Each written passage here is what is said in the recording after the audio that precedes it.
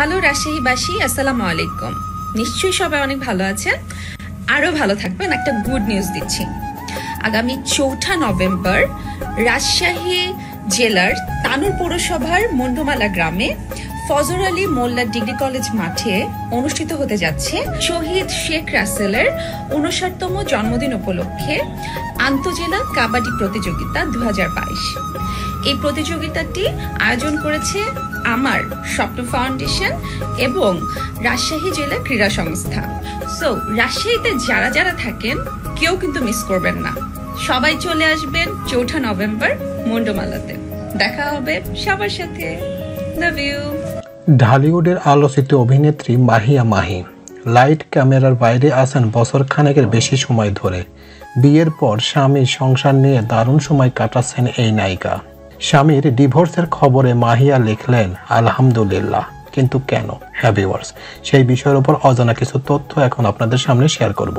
তো চলুন মূল প্রতিবেদনে চলে যাওয়া যাক।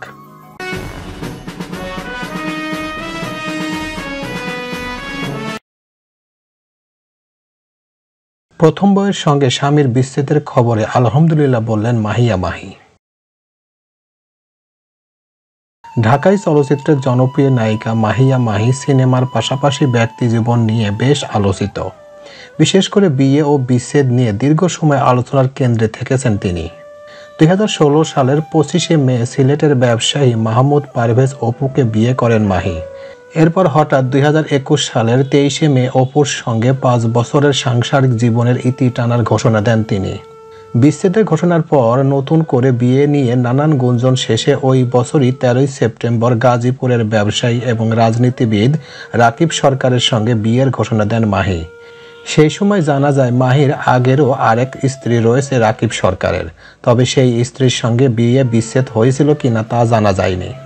এবার সেই খবরটি জানিয়ে ফেসবুকে উচ্ছ্বাস প্রকাশ করেছেন মাহি। শনিবার বিকেলে নিজের ফেসবুক অ্যাকাউন্টে 2টি ছবি পোস্ট করেছেন মাহি। ছবি দুটো হলো তার স্বামী রাকিবের পোস্টের স্ক্রিনশট। এই দিন মাহি একটি ছবি পোস্ট করে রাকিব লিখেছেন, আমার একমাত্র বউয়ের চিত্রগ্রাহক আমি। সেই পোস্টে একজন মন্তব্য করেছেন, 2 মাত্র হবে কাকা। এই মন্তব্যের জবাবে রাকিব লেখেন, আমার বউ একটাই, ডিভোর্সের পর বউ থাকে না। স্বামী রাকিবের এই মন্তব্য সহ সেই পোস্টের স্ক্রিনশট নিয়ে ফেসবুকে পোস্ট করেন মাহি। ক্যাপশনে লিখেন, আলহামদুলিল্লাহ, আজকের তারিখটা স্বর্ণাক্ষরে লিখে রাখবো প্রিয় ডায়েরিতে।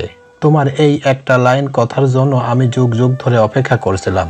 প্রিয়তম, তোমার এই একমাত্র বউয়ের একমাত্র ব্যক্তিগত চিত্রগ্রাহক, মৃত্যু পর্যন্ত তুমিই থাকবে ইনশাল্লাহ। অনেক ভালোবাসি তোমাকে। এদিকে গত বছর সেপ্টেম্বরে সামাজিক যোগাযোগ মাধ্যমে মা হওয়ার খবর জানান মাহি।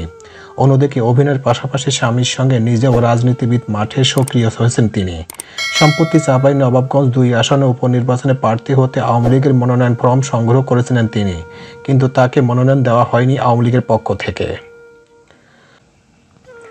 তো এই ছিল মোটামুটি আমাদের আজকের প্রতিবেদন। উপরোক্ত প্রতিবেদন থেকে আমরা একটা জিনিসই বুঝলাম যে মাহিয়া মাহির আগের স্বামী ছিল সিলেটের, বর্তমান তিনি যাকে বিয়ে করছেন তার নাম রাকিব সরকার, তার বাড়ি গাজীপুরে।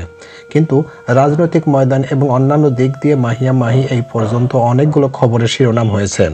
তিনি সংসদ সদস্য হওয়ার জন্য চেষ্টা করেছেন, সেটাও হয়নি।